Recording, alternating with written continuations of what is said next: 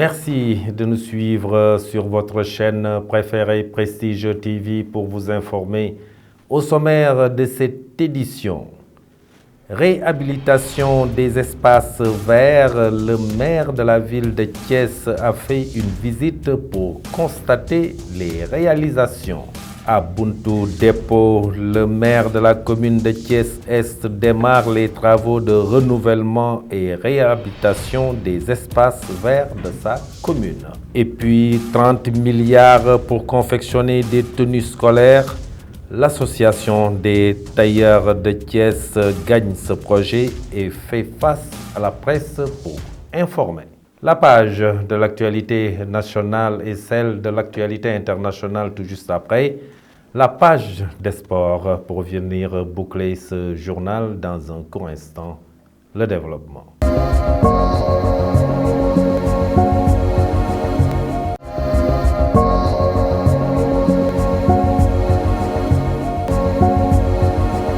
Mesdames, mademoiselles, messieurs, bonsoir et bienvenue dans ce journal que nous ouvrons avec le point Covid du jour. Le ministère de la Santé et de l'Action sociale a fait le point sur la situation journalière de l'évolution de la COVID-19 au Sénégal.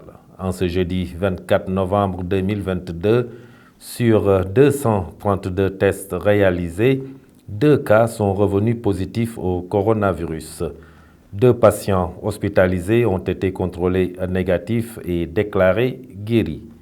Aucun cas grave n'est pris en charge dans les services de réanimation des hôpitaux. Aucun cas de décès n'a été enregistré hier mercredi 23 novembre 2022. L'état de santé des autres patients reste stable. Dans le cadre de l'exécution de son programme Thiès Lumière, Ville Lumière, le maire de la ville de Thiès, Dr Babacar Diop, avait entrepris un important projet de réhabilitation de l'éclairage public. Plusieurs lieux publics et avenues sont éclairés suite aux engagements pris par le maire Babacar Diop, qui a fait une visite dans les lieux pour constater de visu le retour de la lumière. Selon lui, il est satisfait d'avoir tenu promesse. Le maire Babacar Diop, que je vous propose d'écouter, il est au micro d'Isaac Dabar Moussambaye. Le jour de la Tabaski, la nuit, je me suis déplacé, j'ai pris un taxi et je suis venu, j'ai fait le tour de la ville. Je suis venu à la place de France, je suis passé par l'avenue Caen et j'ai eu honte. Et je me suis dit, cette ville quand même ne mérite pas cette situation. J'étais scandalisé. J'ai dit qu'est-ce mérite mieux, qu'est-ce mérite plus. Même si je devais m'endetter, je mettrais fin à cette situation-là. J'étais révolté par la situation de Thiès. Et nous avons entrepris un ambitieux programme de réhabilitation de l'éclairage public à Thiès que nous avons appelé le programme Thiès Ville Lumière. Aujourd'hui, nous avons mis des ampoules de 250, 70 watts sodium. Et nous avons réhabilité l'avenue Caen, l'avenue Léopold Sédar Senghor, l'avenue Lat Dior, la rue Madame Bey. Et nous allons aussi, oui, l'avenue Houphouët-Boigny. Nous allons réhabiliter l'avenue Jean Collin, l'avenue Ousmane Ngom, l'avenue Serigne Mourtada Mbaké, Serigne Saliou Touré. Et nous avons réhabilité la place Mamadou Dia, aujourd'hui aussi la place France avec la promenade des Thiessois, donc avec plus de 41 projecteurs qui fonctionnent avec 400 watts. C'est un ambitieux programme. Et je pense que nous venons simplement de démarrer, de débuter. Dans la commune de Thiès-Est, le maire procède aussi à un renouvellement des espaces verts. Le jardin public de Balabé est en chantier et l'établissement Saloum Bakhal est à pied d'œuvre pour améliorer le cadre de vie des habitants du quartier sur initiative du maire de Thiès-Est qui souhaite que les habitants prennent soin de cet espace une fois que les travaux seront achevés. Nos reporters étaient sur les lieux. Je vous propose d'écouter Mamadou Lamine Diop, le chef du chantier. Il est au micro de Ndeye Cherfal. La mairie de Thiès-Est a vu que ce jardin était devenu un no man's land. C'était vraiment un endroit où il régnait l'insécurité. Il a pris la décision, que nous saluons même, de réaménager ce jardin-là. Actuellement, on est en phase d'aménagement. Nous sortons les allées. Nous voulons faire un jardin fleuri et éclairé. Et nous lançons un appel aussi à toute la population riveraine et à la population de Thiès, après aménagement, de prendre soin de ce jardin, de se l'approprier, d'en faire un cadre de vie où vraiment les gens pourront s'épanouir.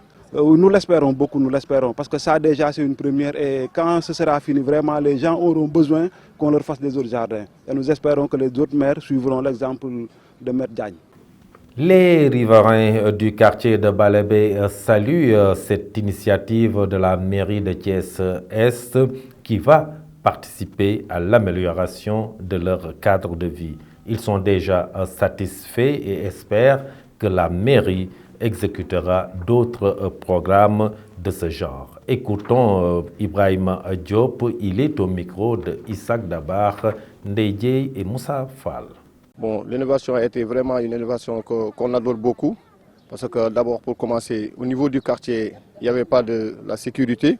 Et là, actuellement, sérieusement parlé, on voit que ça va, la sécurité, ça commence à venir, parce que ce qui s'est passé ici autant, il n'y en a plus, et il y a la lumière et tout, et que c'est un projet, sérieusement parlé, qu'on adore. On est vraiment satisfait du travail de la mairie, et nous remercions M. Ousmane Diagne, plus particulièrement, et il a promis et il a fait.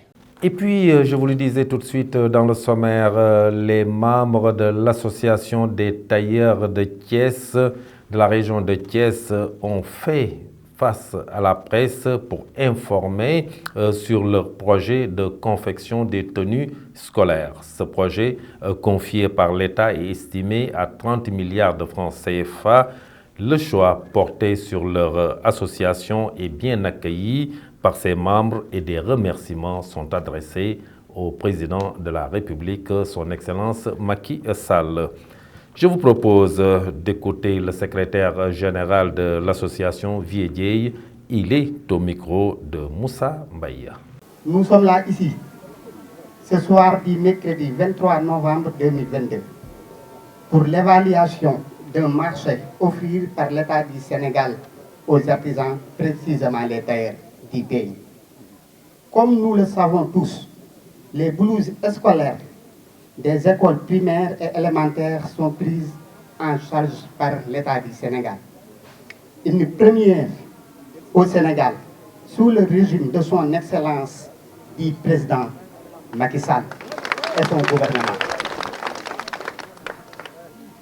L'État du Sénégal, en collaboration avec la Banque mondiale, a budgétisé un financement de 30 milliards pour 3 ans. Cette somme est destinée aux tailleurs du pays pour la confection des blouses scolaires pour les établissements primaires et élémentaires.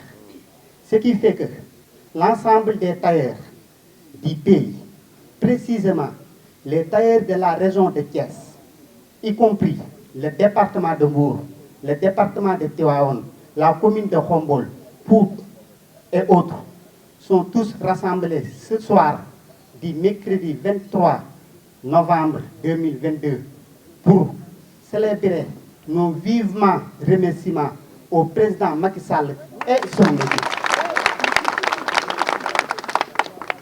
son équipe. Ce soir-là, les tailleurs et les artisans remercient le ministre du tutelle, qui est un digne fils de notre chère ville, la capitale du rail, nommée la ville de Thiès. Nous remercions vivement Dr Pape Amadou Ndiaye, ministre de l'Artisanat. Ici, là où nous sommes, notre chambre de métier pour les artisans. Nous remercions aussi le président Amadou Makhtar Sey et son équipe. Nous remercions le ministère de l'Artisanat, sans oublier la DER, Direction à l'entrepreneuriat rapide.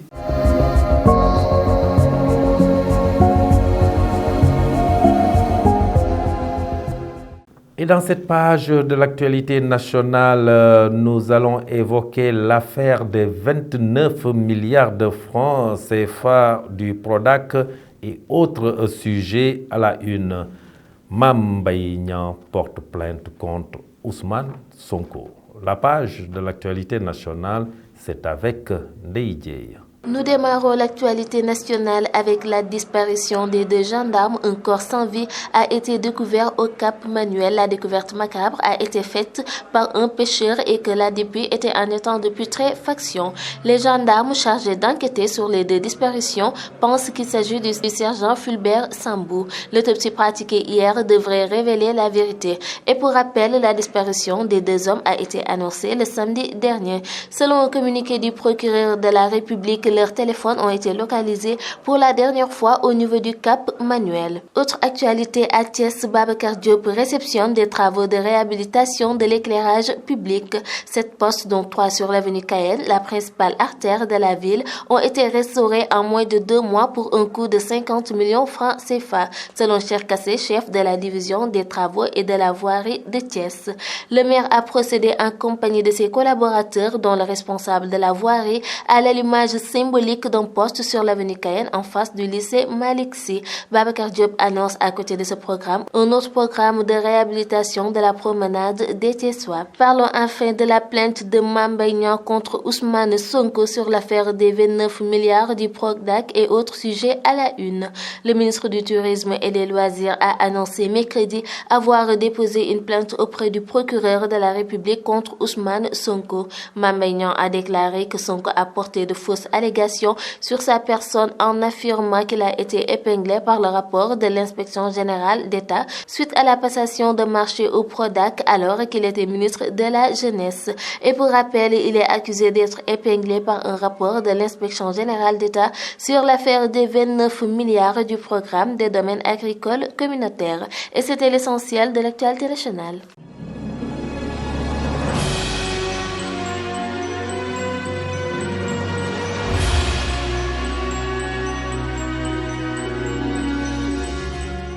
Et sur l'international mini-sommet de Luanda, un accord de cessez-le-feu est conclu en RDC. La page de l'actualité internationale, c'est avec Mamadou Saturne Dione. L'actualité internationale sur Prestige TV que nous démarrons au Mali 2 jours après l'interdiction immédiate des ONG opérant dans le pays sur financement ou avec l'appui matériel ou technique de la France, y compris dans le domaine humanitaire. La France déplore ce mercredi 23 novembre une décision qui intervient au détriment de la population malienne. Les modalités d'application de cette décision sont encore très floues, mais certaines organisations ont préféré prendre les devants et ont d'ores et déjà suspendu leurs activités. En RDC, à l'issue d'un mini-sommet à Luanda sur la situation sécuritaire à l'est de la République démocratique du Congo, les participants ont proposé mercredi 23 novembre une feuille de route, à commencer par la cessation des hostilités sous 48 heures. Le groupe appelle à la fin de tout soutien aux rebelles du M23. Le M23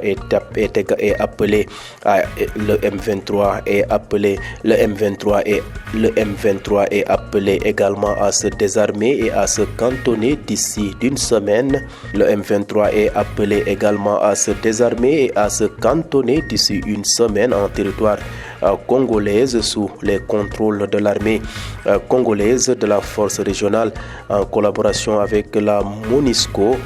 Si le M23 refuse de se désarmer, ajoute le communiqué final, les chefs d'État de l'EAC instruiront la force régionale à faire usage de force pour les pousser à se soumettre.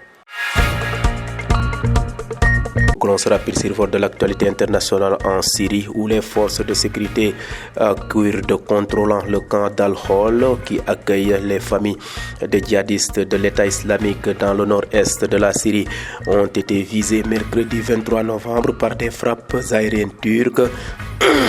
L'aviation turque a mené 5 frappes contre les forces de sécurité kurdes de l'Asayash à l'intérieur du camp, a indiqué à l'AFP un porte-parole des forces démocratiques syriennes.